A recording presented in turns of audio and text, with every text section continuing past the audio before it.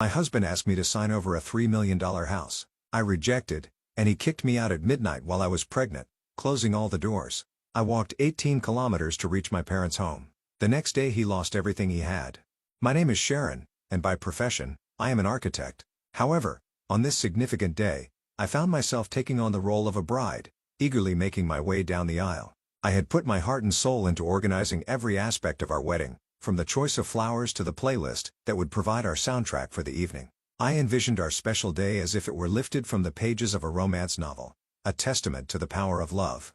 Standing at the altar was Peter, my soon-to-be husband who works as an engineer. His approach to life is pragmatic and direct, perfectly balancing my creative instincts. I always felt that we were a great match, enhancing each other's strengths. The excitement of beginning a new chapter with him filled me with joy. However, as our gazes met, I couldn't help but notice a distant, burdened look in his eyes. I attributed it to wedding day jitters. Little did I know, I was mistaken. As I walked closer, I overheard Peter's mother, Julie, whispering to someone next to her. Her scrutinizing look made me uneasy, but she managed a strained smile and told me I looked beautiful, though her eyes told a different story. The ceremony moved forward, and when it was time for Peter to speak his vows, there was a heart-stopping pause before he managed to say, "I do." His voice lacked the warmth I had come to associate with his affection for me. During the ring exchange, Julie made it a point to take a photo, loudly stating the importance of capturing the moment. Her words, though seemingly innocent, felt more like a veiled warning than a celebration of our commitment. At the reception, Julie found me mingling with some college friends and commented on my wedding dress with a thinly veiled critique, praising its beauty yet highlighting its non-traditional nature. I responded with a light-hearted remark about celebrating love in our unique way.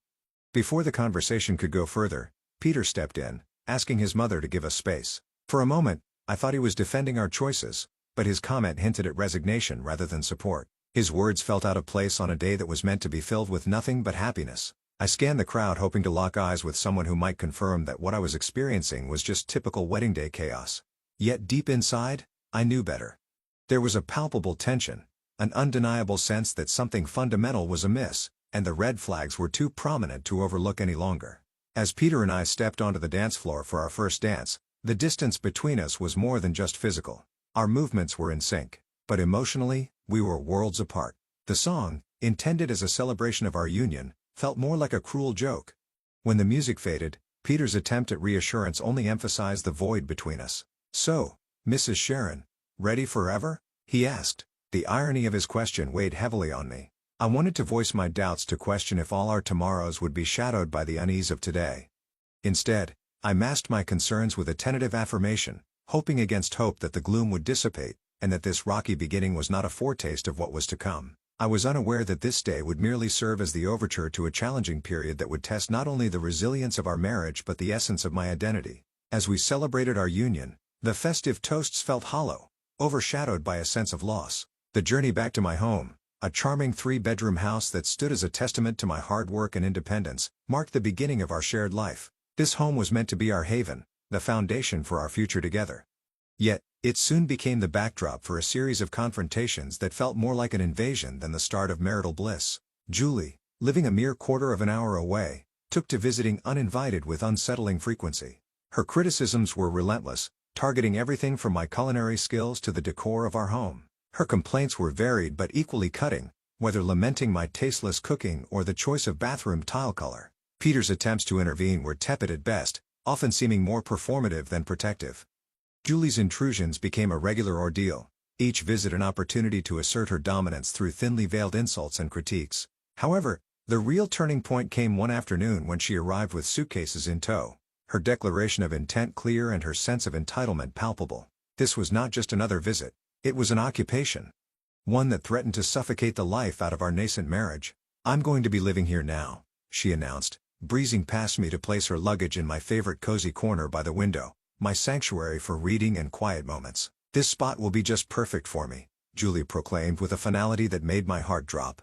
I turned to Peter, my eyes wide with disbelief, silently begging him to intervene, to preserve the sanctity of our home. This was a decision we should have made together.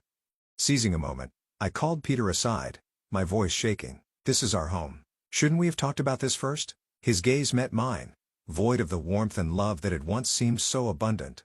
"Mom's getting older, Sharon. It's not right for her to be alone." She needs to be with family, he explained, stressing the word family in a way that made me feel excluded. So I'm not family? Is that it? The words barely left my lips before the tears began to well up, a mix of hurt and frustration. Peter quickly countered, his patience thinning. You know, that's not what I mean. But I owe her this. What about us? What about what we owe to each other? We're supposed to be building our life together, not living with your mom, I argued. But it was as if I was speaking to a wall. My concerns, my feelings, seemed inconsequential. And just like that, Julie's move into our home was decided, steamrolling over my wishes. With Julie's arrival, the dynamic of our home shifted drastically. Every corner of the house once filled with our shared dreams and plans, now felt weighed down by tension and conflict. My once peaceful reading nook was overtaken by her belongings. The kitchen became a stage for her critiques. And Peter, the man I had married, seemed more like an ally to Julie than to me. It dawned on me that I was no longer just fighting to save my marriage or reclaim my space. I was fighting for my very sense of self, my dignity, and my peace. A persistent thought haunted me. How had things come to this point, where my desires, my space, and my voice were secondary to Julie's preferences? The transformation was stark. My beloved nook was now a monument to Julie's intrusion, the kitchen a battleground for her relentless criticism, and my husband had become a stranger, aligning himself with what felt like the opposition. And this was only the beginning. Life, already challenging, became an unbearable nightmare as the atmosphere in our home grew increasingly oppressive, symbolizing the shrinking of my own space and voice. To add to the mounting pressure, a discovery brought everything into sharper focus: the unmistakable presence of 2 blue lines on a pregnancy test, signaling a new life amidst the turmoil. This revelation intensified the situation, making the already dense atmosphere in the house almost suffocating, as I grappled with the realization that the stakes were now even higher. The pregnancy test, my hand shook with a mixture of anticipation and dread. I had always dreamt that discovering I was pregnant would be one of the happiest moments of my life, a time filled with excitement and celebration. However, standing alone in the bathroom, tears welling up in my eyes as I faced my reflection, I realized this milestone felt more like a heavy burden. When I shared the news with Peter, his reaction was disappointingly tepid. "Well, that's something," he muttered, quickly diverting the conversation to a renovation idea his mother had proposed. It became clear that Julie saw my pregnancy not just as news, but as her new project. She took it upon herself to oversee every aspect of it, from what I ate to where I would give birth, all under the guise of being helpful. Julie's interference quickly escalated into a form of control. She scrutinized everything I ate, casting judgmental glances at even the simplest of meals and questioning my weight management, despite my assurances that my diet was doctor-approved. "Doctors these days have no clue," she'd scoff dismissively, convinced that her dated wisdom surpassed modern medical advice. As the pregnancy progressed, Julie's demands grew more outrageous. She transformed my home into her domain, expecting me to maintain it to her standards, disregarding the fact that I was pregnant and needed rest. "Sharon, why isn't the living room clean yet?" she would demand from her spot in my once peaceful reading nook, now commandeered as her base for endless phone scrolling and TV watching. My protests of fatigue fell on deaf ears, with Julie insisting that pregnancy was no excuse for laziness. Peter's silence throughout these exchanges only added to the strain. His lack of support became painfully obvious, especially during a dinner that erupted into an argument over baby names. Julie's harsh criticism of my chosen name was the last straw. "Enough, Julie. This is my child, and I will decide how to raise them," I countered, my patience exhausted. Her reaction was one of indignation, as if my asserting some control over my own life was a personal affront. Peter's attempt at peacemaking, siding with his mother and labeling me as emotional, only deepened the chasm between us. I was left feeling more isolated than ever, trapped in a home that had become a battleground, where my voice seemed to matter less and less. This wasn't just about choosing a baby name anymore. It was about reclaiming my autonomy, my dignity, and the sense of belonging that had been systematically eroded by Julie's overbearing presence. Gazing into the reflection of my once shiny wedding ring, I hardly recognized the woman looking back at me. A woman who was gradually losing everything she held dear: her sanctuary, her self-respect, and most heartbreakingly, her determination to stand up for herself. It was during one of our tense confrontations that Julie, brimming with a vindictive sense of victory, delivered a blow that would alter everything. She coldly suggested that perhaps I didn't belong in their family if I couldn't navigate a simple family disagreement. Peter's response, or lack thereof, was perhaps the most painful part. His silence was louder and more hurtful than any words could ever be, making it painfully clear that my ordeal was not just beginning, it had been my reality for far too long. My days turned into a blur, moving through a house that no longer felt like mine, clinging to the only beacon of hope I had left the life growing inside me.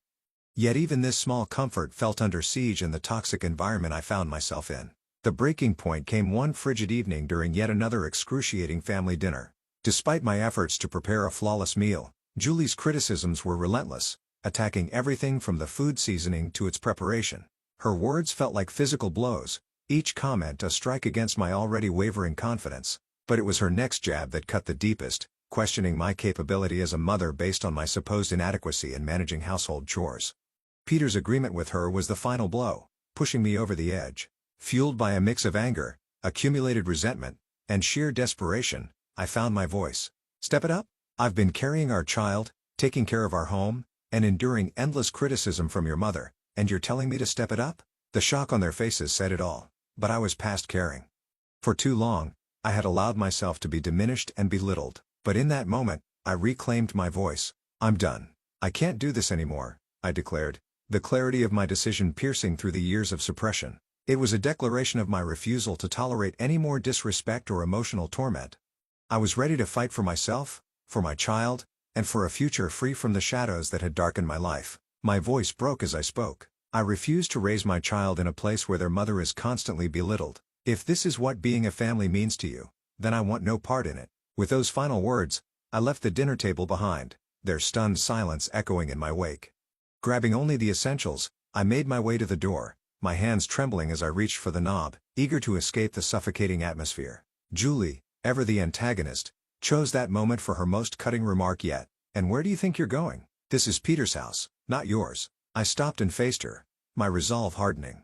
Actually, Julie, this house is mine. I bought it. I decide who stays and who goes. Peter's voice broke through, tinged with desperation. Sharon, please, let's discuss this. But I was beyond negotiation. There's nothing left to discuss, I replied. My tears are testament to the pain of my decision. Stepping out into the cold night felt like stepping into a new chapter of my life, one filled with uncertainty, but also a sense of liberation. The door closing behind me signified the end of a tumultuous saga, a final farewell to a life I could no longer bear. I walked away, each step a mixture of pain and determination, propelled by the need to reclaim my autonomy. The journey to my parents' home was a blur of cold, fatigue, and heartache. Just a short distance from my haven, a misstep caused me to stumble and fall, the physical pain a mere echo of my inner turmoil. Yet, this fall did not deter me. It only strengthened my resolve. Reaching my parents' doorstep, the concern in their eyes mirrored the gravity of my situation. As they ushered me to the hospital, I realized that this moment of vulnerability marked not just an end but a beginning. Lying in the hospital bed with the reality of my circumstances setting in, I understood that returning to my previous life was not an option. This breaking point was a crucial step towards reclaiming the life and dignity that had been eroded away, a painful yet essential transition towards healing and independence. The clarity that comes with such moments is profound, revealing the path forward, away from the shadows of the past towards a future of my own making. Caught in a whirlwind of emotions, I stood surrounded by the comforting yet worried presence of my parents. Their concern was palpable, a silent testament to their fears about the true state of my marriage, now unmistakably revealed in its troubled depth. Breaking the heavy silence, my mom voiced her concern, her words heavy with the weight of the unfolding reality. Sharon, love, what's your plan now? Unsure but resolute, I replied. I'm not sure, Mom, but one thing's clear, I can't return to that life. Not now, not ever. My declaration, more confident than I anticipated, seemed to echo my newfound determination. My father, who'd been pacing anxiously, paused to reassure me, emphasizing that their support was unwavering regardless of my choice. He reminded me to consider not just my own future, but that of the life growing inside me. His words prompted a silent acknowledgement from me. My mind had been a battlefield of scenarios, each uncertain yet laced with the possibility of a fresh start. The unexpected buzz of my phone broke through my thoughts, a message from Peter. A plea for communication. But to me, his timing was a door long closed. His words, unseen, were left in the void as I turned off my phone, a symbolic end to our dialogue. My next steps were clear, marked by action rather than words. Reaching out to a family lawyer was my first decisive act towards ending the turmoil of my marriage. Supported by my parents, we navigated the cold legal breakdown of our union, discussing divorce, custody, and financial support. Despite the sterile nature of these discussions, they empowered me, marking the first steps of taking control over my destiny and ensuring the well-being of my unborn child. Within a week, Peter and Julie received the formal notices: divorce papers for Peter and an eviction notice for Julie from the home that was legally mine. Included were demands for a substantial child support and compensation for the emotional turmoil I had endured. Though drastic, these actions were necessary, severing the ties that had long bound me to a life of despair. When I finally re-engaged with my phone, it was flooded with Peter's attempts to reach out. His messages conveyed a mix of regret and a desire for reconciliation, but the scars left by nights of humiliation, years of neglect, and Julie's calculated malice, all silently condoned by Peter, were too deep. The brief temptation to hear him out was quickly overshadowed by the memory of the pain endured. This moment wasn't just about ending a chapter, it was about reclaiming my story. One where the shadows of the past no longer dictated the brightness of my future. The love I once felt for him had been completely overshadowed by the sorrow of our failed marriage. I took decisive steps to move on, deleting messages, removing his contact information, and blocking him across all social media. To me, Peter had become just a part of my history, a distressing chapter I was more than ready to conclude. Despite knowing the road ahead would be fraught with its own obstacles, divorce is complicated, even more so with a child on the way. I was finally navigating my own life's direction, stepping out from the shadow that had enveloped me towards a future filled with hope. The day of the court proceedings, the room was filled with that distinct, sterile chill characteristic of spaces where fates are decided. My lawyer sat beside me, her posture exuding assurance, while my parents offered silent, steady support from behind. Across the aisle, Peter appeared lost, the reality of the situation dawning on him, while Julie's expression was one of shock and defiance. As the session began, the judge walked in, prompting everyone to rise. The process that followed was a flurry of legal jargon, with accusations and evidence laid bare. It was as if Julie and Peter were seeing their actions for the first time, not just through the legal lens but mine as well. When it came to Julie's turn to speak, her usual confidence was absent. She attempted to justify her actions as concern for her son's welfare, but her explanation fell flat, especially under the judge's skeptical gaze. Judge Nina R. Morrison's verdict was clear and firm. I was granted a full divorce and sole custody of our unborn child. Peter was ordered to provide child support, and Julie, faced with a hefty fine for her emotional abuse and harassment, was visibly shaken. As the judge's gavel fell, a sense of liberation washed over me, though it was not without a tinge of sadness. My marriage had concluded not with dramatic confrontations but through the quiet shuffling of papers and the firm voice of justice. This chapter of my life was closed, paving the way for a new beginning, free from the chains of the past. Gaining my freedom came at a price I'd never envisioned on the day I pledged my vows. As we exited the courtroom, Peter approached with a bewildered look, expressing his sorrow and disbelief at how our lives had unraveled. Looking into his eyes, I no longer saw my future, but rather a profound emptiness where love once resided. I never imagined this would be our end, Peter.